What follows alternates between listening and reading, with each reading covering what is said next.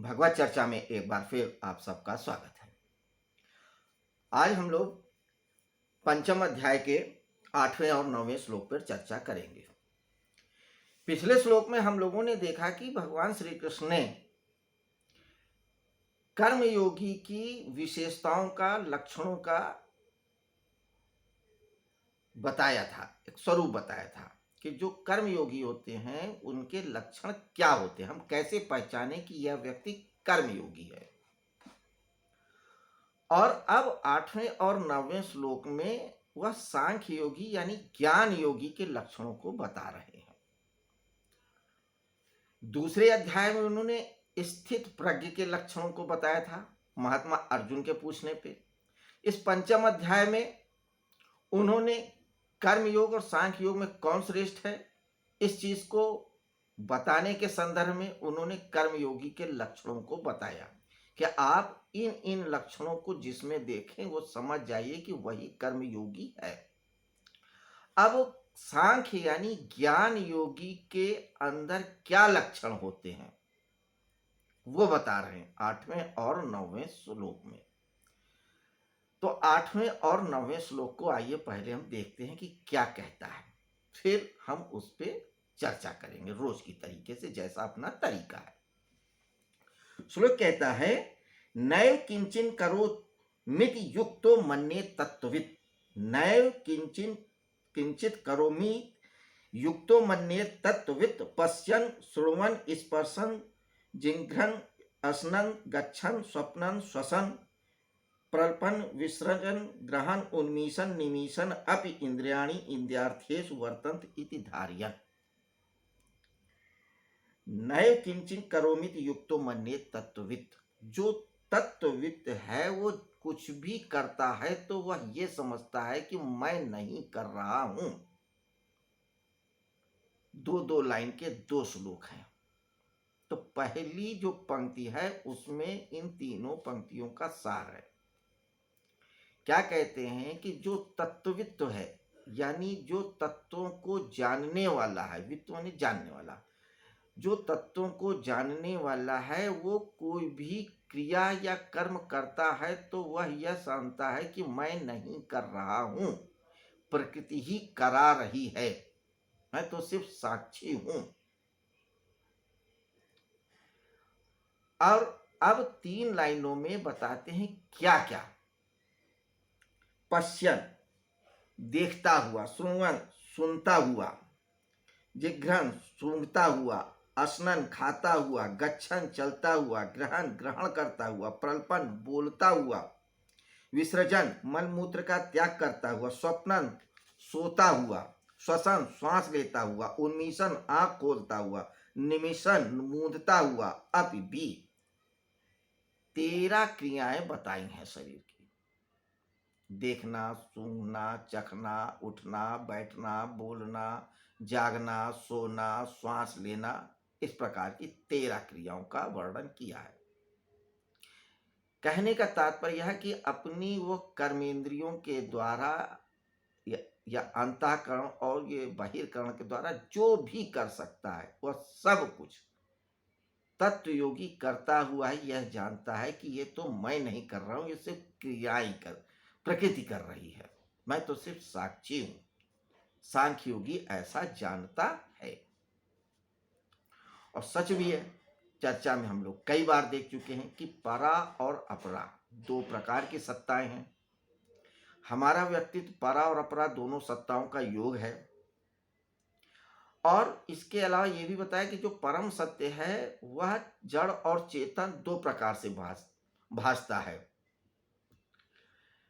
कभी जड़ हो जाता है, कभी चेतन हो जाता है। जो जड़ है वह चेतन सा भासता है, कभी जो चेतन है वो जड़ सा भासता है एक ही तत्व। तो हमारे व्यक्तित्व में जड़ और चेतन दोनों ही मिले हुए हैं। तो जो जड़ है वो प्रकृति है और जो चेतन, जो जानने वाला है, वह परमात्मा स्वरूप या आत्म स्वरूप आप कह ले। तो जो क्रिया है वह आत्मा यानी जब चेतन के संयोग से होती है, लेकिन क्रिया प्रकृति में ही होती है। पुरुष में यानी चेतन में कोई क्रिया नहीं होती है। सिर्फ जड़ में भी क्रिया नहीं होती, लेकिन जब वह चेतन से संयोग करती है तो क्रिया होती है। ये सांख्य कहता है, ये ज्ञान योग कहता है, जब व्यक्ति ज्ञान में स्थित हो जाता है, स्व में स्थित होता है, तो उसे ऐसा अनुभव होता है। जितने भी ज्ञानी पुरुष हुए सबका यही अनुभव हुआ है। तो वह सतत होश में रहता हुआ जानता है कि मेरी आंख सिर्फ यंत्र है देखने का, मैं तो सिर्फ दृष्टा हूं, साक्षी हूं, आंखें देख रही हैं। जैसे अभी मैंने चश्मा लगा रखा है या एक व्यक्ति चश्मा लगा रखा है, तो चश्मे के द्वारा आंख देख रही है। चश्मा अगर हट जाए तो आंख नहीं देख पाएगी। लेकिन आदमी क्या समझता है, मैं देख रहा हूं, मैं नहीं देख रहा हूं, आंखें देख रही हैं चश्मा के द्वारा। वैसे ही आंख की पुतलियां या आंख जो है एक यंत्र है। अगर हम या कोई भी व्यक्ति आंख खुली रखे लेकिन विचार कहीं और रहे, तो सामने से कोई गुजर जाए वो नहीं दिखता, क्योंकि आंख खुली होते हुए भी मन कहीं और है। आंख तो सिर्फ एक यंत्र है जो दिखा देता है उसके सामने से जो चीज या वस्तु रहती है। इसी तरीके से कई बार क्या होता है, कोई ध्वनियां आ रही है और हमारे कान होशपूर्ण नहीं है तो वो नहीं सुन पाते उन ध्वनियों को। इसी तरीके से हर इंद्री के बारे में, जब तक हम उस इंद्री के विषय के प्रति होशपूर्ण नहीं होते हैं तो उस विषय का ज्ञान नहीं होता है। तो ऐसा नहीं है कि आंख के सामने कोई चीज है तो वो दिख नहीं रही, देखेगी आंख, लेकिन हमको होश नहीं है। होश रहता तो हमको लगता है दिख रही। तो आंख एक यंत्र है। तो हमारे जो ज्ञानेंद्रियां हैं वो सिर्फ एक यंत्र हैं जो प्रकृति से बने हुए हैं, और प्रकृति की अंदर कर्म करने की एक ताकत होती है चैतन्य के साथ मिलकर। तो हमारी आत्मा एक चैतन्य है, तो जड़ और चैतन्य मिल करके यह व्यक्ति तो बना है। तो वह कहते हैं कि देखता है, आंख हमारी जड़ है लेकिन वह चैतन्य के सानिध्य में रह के देखता है, तो सिर्फ एक साक्षी भाव होता है। यह ज्ञानी जानता है, तो हर समय वह होश में रहता है कि ये श्वास मैं नहीं ले रहा हूं, ये शरीर ले रहा है। ये जो मैं देख रहा हूं दृश्य, ये मैं नहीं देख रहा हूं, मेरी आंख देख रही है। जो मैं ध्वनि सुन रहा हूं तो ये मैं नहीं सुन रहा हूं, ये मेरे कान सुन रहे हैं। तो वह इसीलिए वो कह रहे हैं, देखता हुआ, सुनता हुआ, बोलता हुआ, चखता हुआ, जागता हुआ, सोता हुआ, श्वास लेता हुआ, मल मूत्र विसर्जन करता हुआ भी नहीं करता है, सिर्फ प्रकृति कर रही है। तो जो ज्ञानी होता है, जो सांख्य योगी होता है, वो इस चीज को जानता है और ये होश हमेशा बनाए रखता है सतत। और जब सतत वो होश में साक्षी भाव में रहता है तो एक स्थिति ये आती कि उसका साक्षी भाव की आदत या उसके अंदर चेतना के सभी स्तरों पे समा जाती है। तब वह साफ साफ अनुभव कर पाता है कि ये सब कुछ शरीर हमारा प्रकृति है और हम सिर्फ जानने वाले हैं। यह शरीर ही जन्म लेता है, जवान होता है, बूढ़ा होता है, मृत्यु को प्राप्त होता है। मैं नहीं बूढ़ा होता हूं, न जन्म लेता हूं, न जवान होता हूं, न बीमार पड़ता हूं, न मरता हूं, मैं अलग हूं।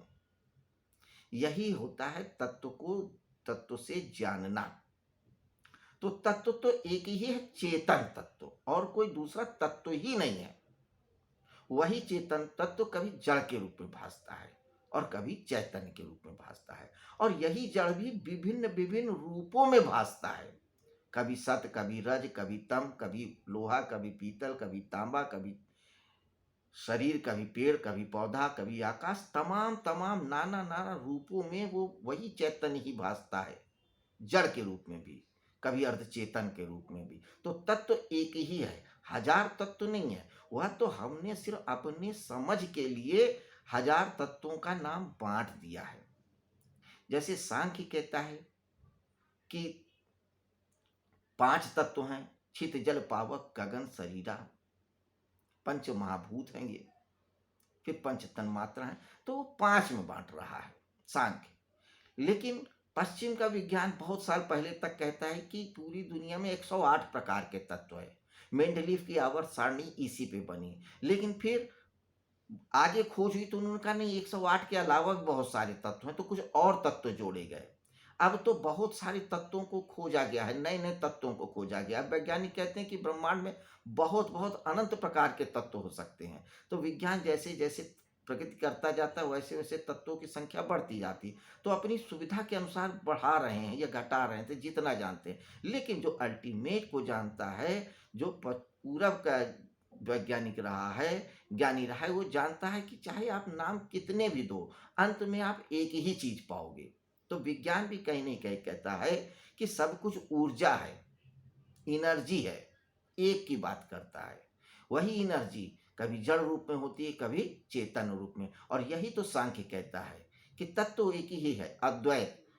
वह दो की तरह भासता है, कभी जड़ कभी चेतन। तो जो ज्ञानी होता है वह इस बात को जानता रहता है, सतत होश पूर्वक अपने अंदर बैठाए रहता है इस बात को कि जो क्रियाएं हो रही हैं ये सिर्फ शरीर में हो रही हैं, जड़ में हो रही हैं, मुझ में कुछ नहीं होता है। जो जान रहा है, जो चेतन, उसमें कुछ नहीं हो रहा है। ये अंतर है, यही उसकी लक्षण है, यही उसकी विशेषता है। तो हमने 7वें श्लोक में कर्मयोगी की विशेषता जानी। वो क्या कहता है, योग युक्तो विशुद्धात्मा जितात्मा जितेंद्रिया सर्वभूतात्म भूतात्मा कुर्वन्नपि न लिप्यते। तो जो कर्मयोगी होता है उसको अपनी इंद्रियों में और अंतःकरण यानी बहिर्करण और अंतःकरण में पूरा कमांड होता है। वह अपनी इंद्रियों के बस में नहीं होता, इंद्रियां उसके बस में होती हैं। ये कर्मयोगी की पहचान है। और ये जानता रहता है कि ये इंद्रियां कर रही हैं और वह उनसे अलग रहता है। यहाँ पे वो कहता है, सांख्य योगी क्या कहते हैं, जड़ और चेतन के रूप में जानता है। तो सांख्य योगी के लक्षणों को बताया और कर्मयोगी के लक्षणों को बताया 8वें 9 श्लोक में। अब आगे के 10वें श्लोक में क्या कृष्ण भगवान कहते हैं यह हम कल की चर्चा में देखेंगे। आज की चर्चा के लिए बस इतना ही। मित्रों, हम लोग अब जो भी श्लोक हैं जिन पे चर्चा हो रही इस पे मनन करें, चिंतन करें, अध्ययन करें, निधिध्यासन करें, तब तो फायदा है। सिर्फ सुन लेने से कुछ भी नहीं है, क्योंकि भगवत चर्चा सिर्फ सुन लेने से भी होता है, फायदा होता है, कुछ तो फायदा होता है, थोड़ा हो, कम हो, ज्यादा हो, लेकिन होगा। मगर कुछ आवश्यकता से अधिक, कुछ ज्यादा या अपेक्षित फायदे के लिए इन चर्चाओं के साथ उन श्लोकों को मनन कर पढ़ना, मनन करना, चिंतन करना, जीवन में उतारना। और जब जीवन में उतरेगा तभी हम पार उतरेंगे, वरना हम वैसे के वैसे ही रहेंगे। तो मित्रों, आप सभी लोग इस कोरोना काल में स्वस्थ रहें, प्रसन्न रहें, परिवार के सहित रहें और अच्छे से रहें। डॉक्टरों द्वारा बताई हुई गाइडलाइंस को फॉलो करते रहें, डिस्टेंसिंग बना के रखें और वैक्सीन वगैरह लगाते रहें। बस यही हमारी शुभकामनाएं हैं। कल फिर हम भगवत चर्चा में इसी समय हाजिर होंगे। तब तक के लिए नमस्कार।